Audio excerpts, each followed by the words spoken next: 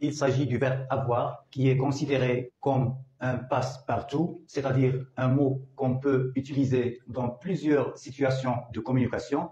Dans chaque situation de communication, le verbe peut être remplacé par un équivalent plus précis, c'est-à-dire plus expressif. Il a eu un rôle déterminant. Dans cette phrase, le verbe avoir est employé dans un contexte bien défini. Le verbe avoir est suivi du mot un rôle. Quand on parle d'un rôle, on peut remplacer le verbe avoir par le verbe jouer. Au passé composé, il a joué un rôle déterminant.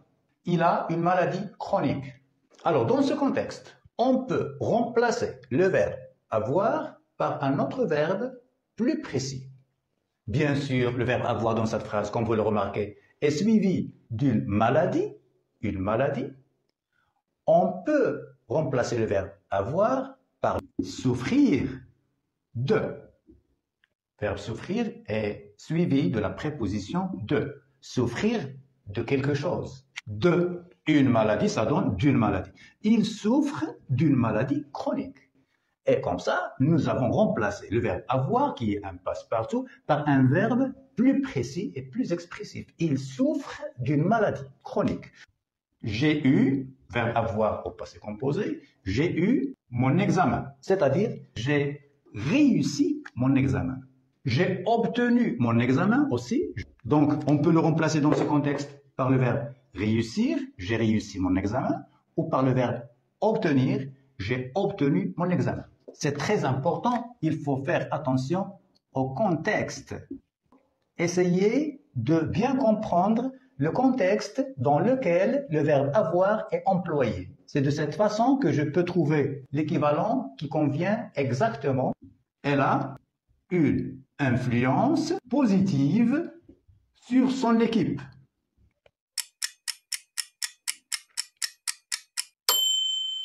Alors, dans ce contexte, on peut remplacer le verbe avoir par le verbe exercer.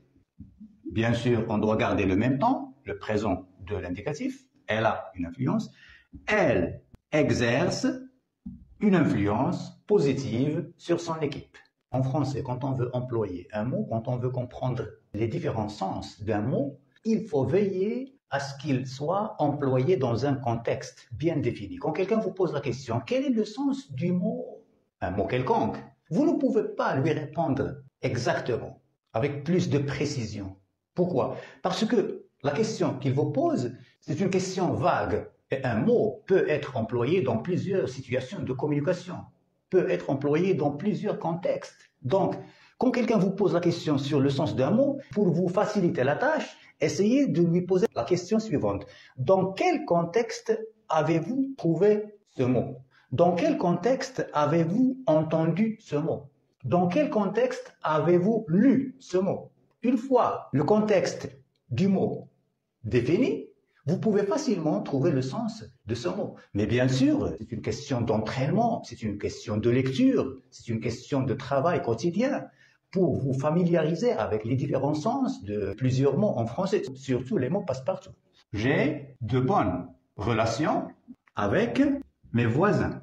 Bien sûr, tout le monde comprend le sens de cette phrase. J'ai de bonnes relations avec mes voisins. Mais si on veut remplacer le verbe avoir par un équivalent plus précis, il y a un verbe.